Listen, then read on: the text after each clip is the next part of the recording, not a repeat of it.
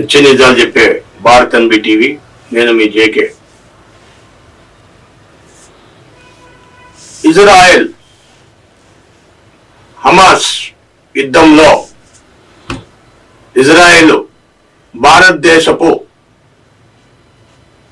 ఆయుధాలను వాడిందంటూ ఒక ప్రచారం జరుగుతుంది. హమాసులో ఆ బుల్లెట్లు చూస్తే మేడ్ ఇన్ ఇండియా అని క్లియర్ గా కనబడుతుంది. మరి ఇజ్రాయెల్ కి ఇండియా సపోర్ట్ చేసిందా? స్పాన్ మీరు రావటానికి వీల్లేదు, మీరు ఇవన్నీ చేయొద్దు అని చెప్పి స్పాన్ మన ఇండియా షిప్పుల్ని, ఆయుధాలు తీసుకెళ్లే షిప్పుల్ని వాళ్ళు అడగటం ఏంటంటే మాకు శాంతి కావాలి, మిడిల్ ఈస్ట్ లో మాకు శాంతి కావాలి అంటూ ఉండడం వాళ్ళు. ఇదంతా ఒక ఎత్తున నడుస్తుంది. మరి ఇజ్రాయెల్ కి నిజంగా ఇండియా సపోర్ట్ చేసిందా లేదా కావాలని చేస్తున్నారా? అయితే ఇక్కడ ఇంకొకటి ఉంది. ఏంటంటే థర్డ్ పార్టీ ఆయుధాలు కొంటారు, కొని వాళ్ళు వేరే వేరే దేశాలకి, మన ఇండియా మీదే కాదు అన్ని దేశాల్లోనూ థర్డ్ పార్టీ కొంటారు, కొని వాళ్ళు వేరే వేరే దేశాలకి సప్లై చేస్తారు, అవసరమైన వాళ్ళకి సప్లై చేస్తారు.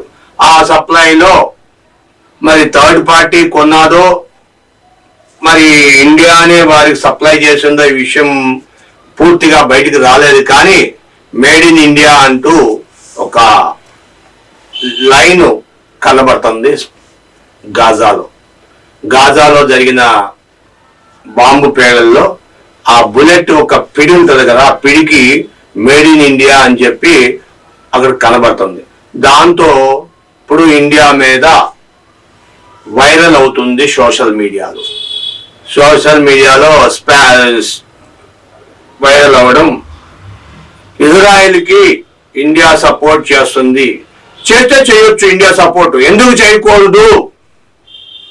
1971లో పాకిస్తాన్తో వార్ జరిగినప్పుడు ఇజ్రాయెల్ తన సైన్యాన్ని పంపించింది, తన ఆయుధాలను పంపించింది, మిలిటరీ సామాగ్రిని అన్ని పంపించి సపోర్ట్ చేసింది ఆ రోజున ఇండియాకి. ఇజ్రాయెల్ చేస్తే చేయొచ్చు అనేది దాని గురించి మాట్లాడుతున్నా. అంతెందుకు, తర్వాత 1999లో పాకిస్తాన్తో మళ్ళా యుద్ధం జరిగినప్పుడు అప్పుడు కూడా ఇండియాకి వెన్నుగా ఉండి సపోర్ట్ చేసింది ఇజ్రాయెల్. కాబట్టి ఇజ్రాయెల్కి మనం సపోర్ట్ చేయడం తప్పేం లేదు. కాకపోతే దేశ శాంతి భద్రతను కోరుకునే మన ఇండియా వేరే ఒక దేశాన్ని కానీ ఒక మనిషిని కానీ నాశనం చేయడానికి ఇష్టపడమని భారతీయులు హింసావాదులు కాదు అహింసావాదులని నమ్ముతున్న ప్రపంచానికి మనం అడ్డకట్టపడింది. పచ్చి వెలక్కాయ గొంతులో పడినట్టు అయ్యింది. అయితే వీళ్ళేమండం ఏమిటంటే, కేంద్రం చెప్పడం కానీ కొంతమంది చెప్పడం ఏంటంటే థర్డ్ పార్టీ అందుగుండు సామాను కొంటారు, వాళ్ళు సప్లై చేసుకున్నారేమో మనకు తెలియదు, సరే as by the records check చేద్దాం అంటున్నారు మన ఇండియన్ గవర్నమెంట్.